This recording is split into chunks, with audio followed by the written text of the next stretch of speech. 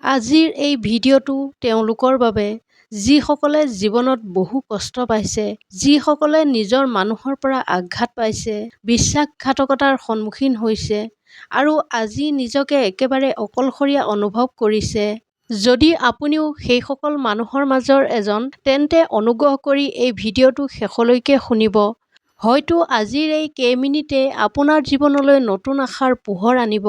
বন্ধুসকল, মানুহে ভাবিব যে অকলশৰীয়া জীৱন মানেই দুখ, কিন্তু শ্ৰীকৃষ্ণই আমাক শিকাইছে অকলশৰীয়া সময়ে হৈছে মানুহৰ আটাইতকৈ ডাঙৰ শিক্ষক। যেতিয়া চাৰিওফালে বহু মানুহ থাকে তেতিয়া আমি নিজৰ মনৰ মাত শুনিবলৈ নাপাওঁ, কিন্তু যেতিয়া আমি অকলে থাকোঁ তেতিয়া আমি নিজকে চিনি পাওঁ, নিজৰ ভুল, নিজৰ শক্তি আৰু নিজৰ লক্ষ্য বুজি পাওঁ। শ্ৰীকৃষ্ণই কৈছে, যিজন ব্যক্তিয়ে নিজৰ মনক জয় কৰিব পাৰে তেওঁ পৃথিৱীৰ যিকোনো যুদ্ধ জিকিব পাৰে। বন্ধুসকল, পৃথিৱীৰ আটাইতকৈ কঠিন যুদ্ধ বাহিৰৰ শত্ৰুৰ লগত নহয়, নিজৰ মনৰ লগত হয়। হতাশা, ভয়, ঈৰ্ষা, ক্ৰোধ এইবোৰেই আমাৰ প্ৰকৃত শত্ৰু। যদি আপুনি এইবোৰক জয় কৰিব পাৰে, তেন্তে জীৱনত কোনো শক্তিয়ে আপোনাক পৰাজিত কৰিব নোৱাৰে। মনত ৰাখিব, আপোনাৰ মূল্য আনৰ ব্যৱহাৰে নিৰ্ধাৰণ নকৰে। কোনোবাই আপোনাক অৱহেলা কৰিলে তাৰ অৰ্থ এইটো নহয় যে আপুনি মূল্যহীন। সূৰ্যৰ পোহৰক অন্ধ মানুহে দেখা নাপায়, কিন্তু তাৰ বাবে সূৰ্যৰ পোহৰ কমি নাযায়। আজিৰ যুগত বহু মানুহে সম্পৰ্ক ৰাখে স্বাৰ্থৰ বাবে। যেতিয়ালৈকে আপোনাৰ পৰা লাভ আছে তেতিয়ালৈকে তেওঁলোক আপোনাৰ কাষত থাকে। লাভ শেষ হ'লেই তেওঁলোক আঁতৰি যায়। এই সত্যটো বুজি ল'ব পাৰিলেই জীৱনৰ আধা দুখ শেষ হৈ যায়। শ্ৰীকৃষ্ণই কুৰুক্ষেত্ৰ যুদ্ধত অৰ্জুনক কৈছিল, ধৰ্মৰ পথত আগবাঢ়ক, ফলৰ চিন্তা মোক এৰি দিয়ক। আমি বহু সময়ত ভাল কাম কৰোঁ, কিন্তু লগে লগে ফল বিচাৰোঁ। ফল নাপালে হতাশ হওঁ, কিন্তু ঈশ্বৰৰ নিয়ম বেলেগ। সৎ কৰ্মৰ ফল কেতিয়াবা দেৰিকৈ আহে, কিন্তু আহিলে জীৱন সলনি কৰি দিয়ে। বন্ধুসকল, যদি আজি আপোনাৰ জীৱনত কষ্ট আছে, তেন্তে ভাবিব ঈশ্বৰে আপোনাক অধিক শক্তিশালী কৰি আছে। যিদৰে হীৰা বহু চাপ সহ্য কৰাৰ পিছতহে মূল্যৱান হয়, ঠিক তেনেদৰে কষ্টই মানুহক মহৎ কৰি তোলে। আন এজনৰ সফলতা দেখি ঈৰ্ষা নকৰিব। ঈশ্বৰে সকলোৰে বাবে বেলেগ সময় নিৰ্ধাৰণ কৰি থৈছে।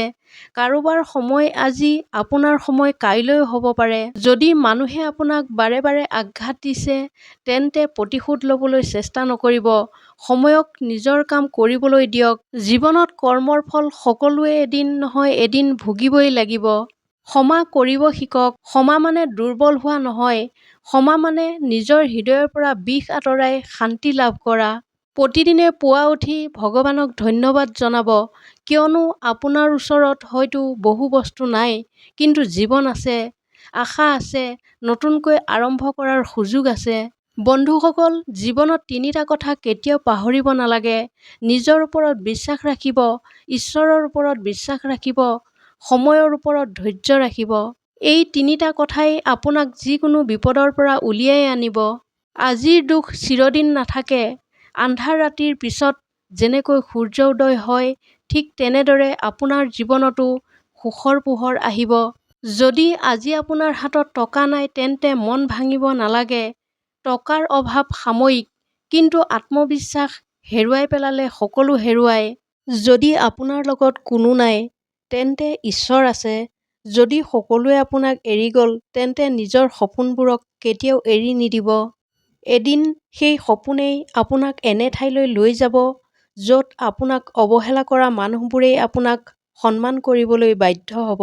শেষত শ্ৰীকৃষ্ণৰ এটা গভীৰ শিক্ষা মনত ৰাখিব, যিজনে নিজৰ কৰ্ম নিষ্ঠাৰে কৰি যায়, সত্যৰ পথ এৰি নিদিয়ে আৰু ধৈৰ্য ধৰে, বিজয় শেষত তেওঁৱেই হয়। সেয়ে আজি যিয়েই পৰিস্থিতি নহওক কিয়, ভয় নকৰিব, কষ্টৰ আগত মূৰ তল নকৰিব, সৎ পথত থাকিব, কঠোৰ পৰিশ্ৰম কৰিব আৰু ঈশ্বৰৰ ওপৰত বিশ্বাস ৰাখিব। আপোনাৰ জীৱন সলনি হ'বই।